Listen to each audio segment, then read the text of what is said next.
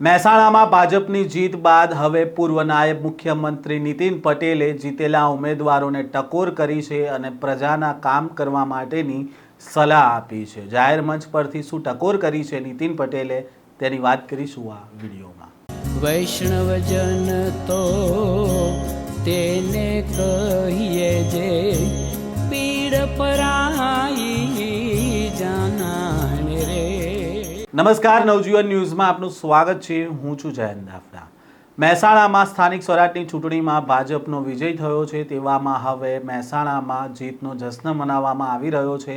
તેવામાં જીતેલા ઉમેદવારોને ટકોર કરી છે પૂર્વ નાયબ મુખ્યમંત્રી નીતિન પટેલે અને તેમણે ટકોર કરતા કહ્યું છે કે ભૂતકાળમાં જોયું છે કે જ્યારે ઉમેદવારો જીતી જાય છે ત્યારબાદ તેઓ મિટિંગમાં હાજર નથી રહેતા, પ્રજા વચ્ચે નથી જતા અને તેવું વર્તન ન કરવામાં આવે તેવી ટકોર કરી છે। સાથે જ તેમણે કહ્યું કે હવે તમારું કામ શરૂ થાય છે, અમારું કામ પૂર્ણ થયું, અમારું કામ તમને જીતાડવાનું હતું, પ્રજા વચ્ચે લઈ જવાનું હતું અને તમામ મદદ તમને કરી છે અને હવે પ્રજાની ફરિયાદ ન આવે તે પ્રકારની ટકોર છે તે નીતિન પટેલ દ્વારા કરવામાં આવી હતી। પહેલાં તો ઉમેદવારોને શું કહ્યું હતું નીતિન પટેલે તે સાંભળો। આ ભાજપનું ઘડતર છે, એ ઘડતરમાંથી તમારી બધાની પસંદગી થઈ છે। ત્યારે જે વાત કરી કઈ અહીંયા ભરતભાઈએ કે હવે તમારે 5 વર્ષ આ કામ કરવાનું છે, 1-2-5 દિવસ તમારી જવાબદારી પૂરી નથી થતી। આ ગામમાં કોઈ મંદિરની પ્રતિષ્ઠાનો પ્રસંગ નથી કે પ્રતિષ્ઠા થઈ ગઈ એટલે જમણવાર પતી ગયો, બધા છૂટા। હવે તમારું 5 વર્ષનું કાઉન્ટડાઉન જે કહેવાય ને એ તમે જ્યારે હોદ્દા ઉપર જશો ત્યારથી કાઉન્ટડાઉન ચાલુ થશે। 5 વર્ષ સુધી આખી જનતાની, સમગ્ર વિસ્તારની, પક્ષના નેતાઓની બધાની નજર એ ચૂંટાયેલા તમે બધા જે પણ હો, પંચાયત હોય કે કોર્પોરેશન હોય, તમારા ઉપર રહેવાની છે। પક્ષે તમને મોટા બનાવી દીધા, ઉજળા બનાવી દીધા। હવે પક્ષને ઉજળો બનાવવો, પક્ષને લોકપ્રિય બનાવવો, પક્ષની પ્રતિષ્ઠા વધારવી, મોદી સાહેબની, અમિતભાઈની, ભૂપેન્દ્રભાઈની, જગદીશભાઈની કે આપણા મહેસાણા જિલ્લાની ગૌરવ વધારવું એ તમે બધા જે ચૂંટાયા છો એમની જવાબદારી છે।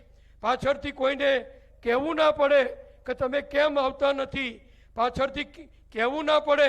મારો અનુભવ છે એટલે હું કહું છું।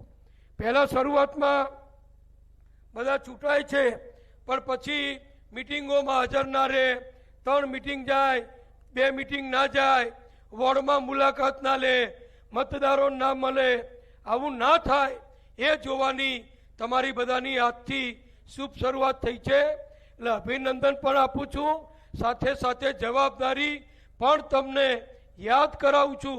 જેમ કંઈક થાય તો બધા ધારાસભ્યોને, સંસદ સભ્યોને યાદ કરે, હવે તમને યાદ કરશે। આપણી ગુજરાતની ભૂપેન્દ્રભાઈની સરકાર, કેન્દ્રની સરકાર કરોડો રૂપિયા આપણને ગ્રાન્ટ આપે છે, એનો સદુપયોગ થાય, એક પૈસાનો સદુપયોગ થાય, કોઈ જગ્યાએ ખોટું ના થાય, કોઈ જગ્યાએ પક્ષને શરમાવવું ના પડે, એવું તમે બધા કરજો એવી બધાની પાસે અપેક્ષા રાખું છું। આજે અપેક્ષા રાખીએ છીએ પણ અમારી બધાની પક્ષના સંગઠનની બધાની નજર બધા ઉપર રહેવાની છે, સમજી લેજો। એટલે બધા જાગૃત રહેજો, સક્રિય રહેજો અને પક્ષની પ્રતિષ્ઠા વધે, તમારી પ્રતિષ્ઠા વધે એવું કરજો એવી આશા સાથે, એવી વિનંતી સાથે શ્રી જગદીશભાઈએ આજે આપણને મહેસાણા જિલ્લાને આ પહેલાં સવારે પાલનપુર ગયા, અત્યારે અહીંયા આવ્યા છે, આપણું મહેસાણાનું ગૌરવ વધાર્યું। મુખ્યમંત્રી શ્રી પણ પહેલી જાહેર સભા લીંચ મુકામે કરી, પછી ધોબીઘાટ મહેસાણામાં કરી, એમણે પણ મહેસાણાથી શરૂઆત કરી હતી, પ્રદેશ અધ્યક્ષશ્રીએ પણ મહેસાણાથી શરૂઆત કરી છે। એટલે એમનો અને સૌનો ખૂબ ખૂબ આભાર। અસ્તુ। ભારત માતા કી જય।